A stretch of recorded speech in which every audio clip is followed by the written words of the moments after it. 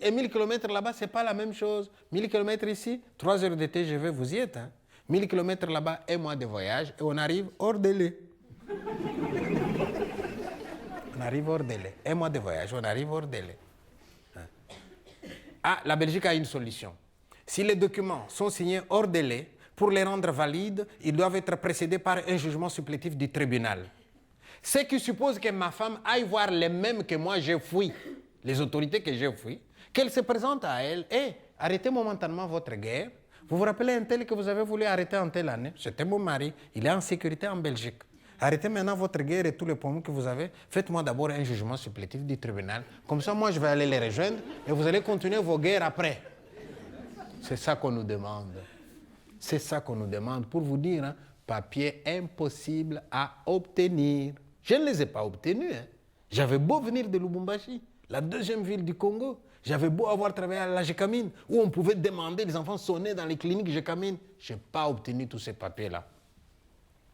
Je me suis battu d'ici, 3 ans plus tard, avec l'aide de la Ligue des droits de l'homme, avec l'aide de la Croix-Rouge, de l'OIM, aide aux personnes déplacées. Ces gens-là m'ont donné un coup de main. Et je ne vous dis pas les jours où un matin, je reçois une lettre du facteur. Et dans la lettre, on me dit, monsieur, dans 2 semaines, votre femme et vos enfants arrivent ici. Oh, j'ai annoncé la nouvelle dans le village où j'habite et c'était la panique dans le village. Parce que ici, 3 enfants, vous appelez famille nombreuse, n'est-ce pas? Là, il y en a 6 qui viennent. Et je vois les femmes belges qui étaient déjà devenues mes amies, qui paniquent à ma place. Puis, tu as des matelas pour tout le monde. J'ai dit, calmez-vous, j'ai des matelas pour tout le monde. Vous savez qu'en Afrique, on peut me les mettre en largeur sur le même lit, non? Et quand je dis ça, j'entends une femme qui dit à son mari, il est fier, hein, il ne veut pas qu'on l'aide. Et la femme belge qui s'approche, puis, est-ce que tu as un fer à repasser? Je dis, oui, j'ai un fer à repasser. Est-ce que je peux voir ton fer à repasser? Il fallait qu'on voie mon verre pour accepter que j'en avais un. Et ils voulaient tous m'accompagner à Zaventem. Hein. J'ai dû insister pour les calmer. Et les Européens, souvent, vous êtes réservés. Mais quand vous avez décidé d'insister, vous savez insister aussi. Et vous savez comment vous parlez ici quand vous voulez insister? Vous dites, vous êtes sûr que vous n'avez pas besoin de nous à l'aéroport? Je dis, oui. Sûr. C'est comme ça que vous parlez. Finalement, pour les convaincre, je leur ai dit, mais si je vous laisse tous venir, ça va faire 40 voitures de cortège. Hein? Mes enfants auront peur. Ils vont me dire, papa, tu es devenu Mobutu en Belgique ou quoi?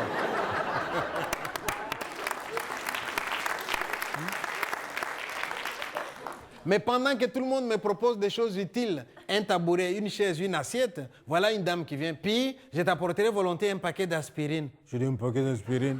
Pourquoi? Elle me dit, j'ai 4 enfants, puis ça fait mal à la tête. Hein. Toi et tes 6, tu en auras besoin. Et moi, je lui dis, madame, ne t'en fais pas, les enfants d'Afrique ne sont pas comme les vôtres. Elle me dit, mais attends qu'ils côtoient les nôtres, tu vas voir ce qu'ils vont devenir. Et je n'ai pas attendu longtemps, vous savez. Les premiers jours, quand mes enfants sont venus, je suis allé à la cuisine, moi. J'ai préparé, j'ai servi, j'ai débarrassé. Et pendant que je fais la vaisselle, ma fille de 12 ans me voit faire la vaisselle. Elle est venue en courant. Mais papa, qu'est-ce que tu fais? Arrête, papa. Et si quelqu'un entrait et te voyait faire la vaisselle? En Afrique, les mecs ne font pas la vaisselle. Hein. C'est maman et les filles. Hein. Papa et les garçons, ils font les jardins. Division du travail. Et ma fille me dit, papa, arrête. Je dis, hé, Christelle, j'ai toujours fait la vaisselle, moi. T'as oublié, hein, tu étais petite. Et ma fille d'autorité qui me dit, papa, t'as fait la vaisselle quand je n'étais pas là. Allez, va au salon, il y a un bon film. Maintenant, c'est moi qui fais la vaisselle. Elle m'a chassé de la cuisine. Je suis allé au salon. Et ma fille a fait la vaisselle à ma place. J'étais content. Je me suis dit, ma fille est là, maintenant, c'est elle qui fera la vaisselle.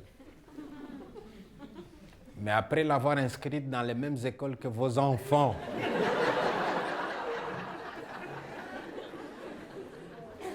trois semaines seulement après, j'appelle Christelle. C'est quoi, papa? Tu m'apportes un verre d'eau. Elle vient sans verre d'eau. Papa, tu ne peux pas te bouger toi-même, non? Je ne suis pas ta boniche, moi, hein? J'ai dit, Christelle, c'est comme ça que tu me parles maintenant? Ah oui, hein, tu exagères. Tout le temps, tu m'envoies. Je vais te lire une feuille qu'on nous a donnée à l'école. Elle prend sa mallette, elle me sort une feuille. Tu m'écoutes, hein, papa? Elle lit la feuille. Les droits de l'enfant. Elle me lit les droits de l'enfant. Les jours suivants, moi, je suis allé à l'école. Hein. Madame la directrice, s'il vous plaît, est-ce que je peux avoir un exemplaire des droits de l'enfant? Oui, monsieur, je veux faire une photocopie. Elle me donne une photocopie. Et puis, je lui dis, madame, est-ce que je peux avoir aussi un exemplaire des devoirs de l'enfant? Ah, ça, on n'a pas ici, monsieur. Ça, on n'a pas. J'ai dit, madame, vous avez tort. Les enfants n'ont pas que des droits. Les enfants ont aussi des devoirs. Et ça, en Belgique, vous avez oublié, au point de faire de vos enfants des enfants rois, qui en font voir de toutes les couleurs aux profs à l'école, au point que le métier de prof est devenu l'un des métiers dans lesquels on déprime le plus. Les enfants n'ont pas que des droits, hein. Ils ont des devoirs. Et au mieux, non seulement on donne les droits de l'enfant, on leur donne même une adresse, un numéro de téléphone à appeler au cas où ils estiment que leurs droits ne sont pas respectés à la maison. Eh oui, terrible. D'ailleurs, ça ne vous frappe plus, vous, hein, vous êtes nés là-dedans. Mais nous qui venons de l'extérieur, ça nous frappe quand on voit une conversation entre une mère et son enfant en Belgique. C'est la mère qui parle, qui appelle son enfant avec tout l'amour maternel. Eric, Eric regarde sa mère. C'est quoi? Et la maman qui dit, et si on faisait ton devoir maintenant? Non. Mais pourquoi non? J'ai pas envie. Et la maman qui complète, c'est comme tu veux. Terrible. C'est comme tu veux.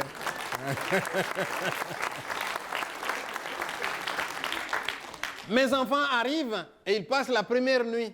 Le lendemain matin, ils me posent la dernière question. Papa, où sont les gens? Je dis, les gens, ils sont chez eux. Mais on ne les voit même pas passer, papa. J'ai dit, ils passent, mais en voiture à 120 km à l'heure. Et comme vous passez à 120 km à l'heure, vous êtes concentré sur la voiture. Vous ne vous parlez plus. Parfois, c'est même monsieur et madame à deux, hein, ils partent. Et au moment, madame veut rompre le silence. Chérie, tais-toi, tu me déconcentres. Et on y va. Je prends mes enfants, je les mets à l'école du village. Ils ont été bien accueillis, hein, pas de problème majeur. Le seul jour où ma fille est venue en pleurant, papa, on m'a traité de noir à l'école. J'ai dit, mais c'est vrai, Christelle, tu es noire. Et tu es belle, ma fille. Tu sais, quand le soleil va venir, tous les blancs, ils vont aller à la mer au soleil pour devenir noirs comme toi. Tu n'as pas besoin de bronzer, toi. Hein? Tu es déjà foncé avant. Et là, il les prend bien. Maintenant, venez voir un peu dans le village où j'habite pendant l'été. C'est plein d'enfants européens qui viennent jouer chez moi. Normal, hein? Surtout quand mes enfants sont arrivés. Tu en as chez toi un qui a 7 ans qui s'ennuie, il vient chez moi, il y a quelqu'un de 7 ans. Tu as un de 12 ans qui s'ennuie, il vient chez moi, il y a quelqu'un de 12 ans. Un de 16 ans, tous les âges sont représentés chez moi. Il y en a un qui il était tellement chez nous, maintenant il a diminué, mais au début il était tout le temps avec nous. Hein. Il était tellement avec nous qu'il avait déjà des notions de Swahili. Hein.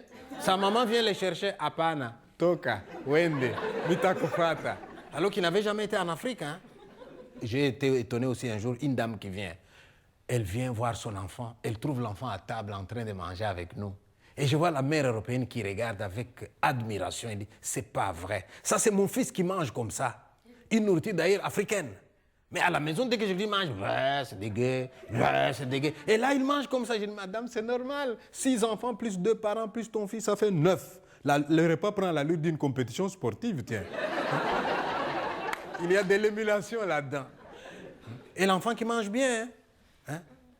Alors, cet enfant, il est tellement chez nous aussi que la dernière fois que nous sommes allés au salon de l'auto pour acheter une voiture, hein, et ma fille qui voit une voiture à 8 places. Papa, regarde, 8 places, c'est ça qu'il nous faut. Et le vendeur qui s'approche. Monsieur, ici, on peut ajouter une banquette et faire 9 places. Et ma fille qui s'exclame. Ah oui, la 9e place, ça sera la place de notre ami le Belge.